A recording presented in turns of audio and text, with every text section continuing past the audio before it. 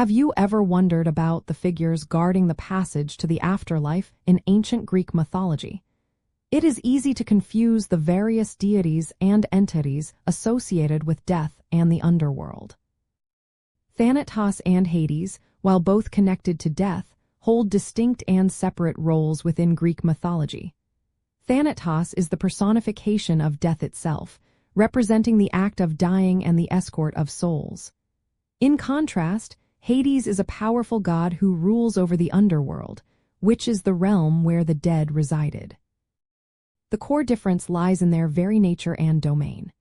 Thanatos is not a ruler but rather an entity, often described as a winged figure, whose primary function is to deliver death and guide souls to the underworld. He is a primordial being, often portrayed as a son of Nyx, or night, and brother to Hypnos, or sleep. He gently, or sometimes inevitably, carries out the cessation of life. Hades, however, is one of the 12 Olympian gods, brother to Zeus and Poseidon. He drew lots with his brothers for dominion over the cosmos and received the underworld as his kingdom. He governs the spirits of the dead and manages the realm itself, acting as its king and judge, ensuring cosmic order is maintained.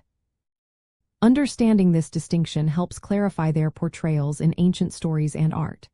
When a myth describes death arriving, it is often Thanatos. When heroes venture to the land of the dead, they are entering Hades's domain.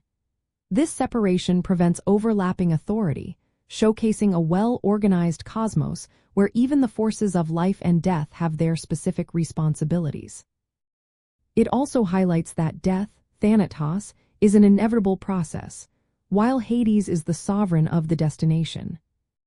One interesting detail is that Thanatos is sometimes referred to as a psychopomp, which is a guide of souls, aiding them in their transition. Unlike Hades, Thanatos rarely speaks or intervenes beyond his primary function.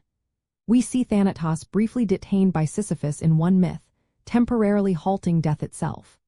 Hades, on the other hand, is a more complex character with stories involving his marriage to Persephone and his interactions with mortals who dare to enter his realm. He maintains the balance of his kingdom, ensuring souls remains where they belong and preventing any from escaping back to the land of the living, a task quite different from Thanatos' singular duty. Ultimately, recognizing Thanatos as the embodiment of death and Hades as the ruler of the underworld enriches our appreciation of Greek mythology.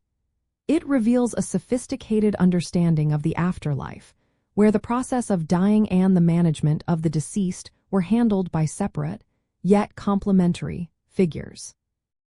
This cosmic division underscores the intricate hierarchy and specific functions assigned to each divine entity, providing a clearer picture of their distinct but intertwined roles.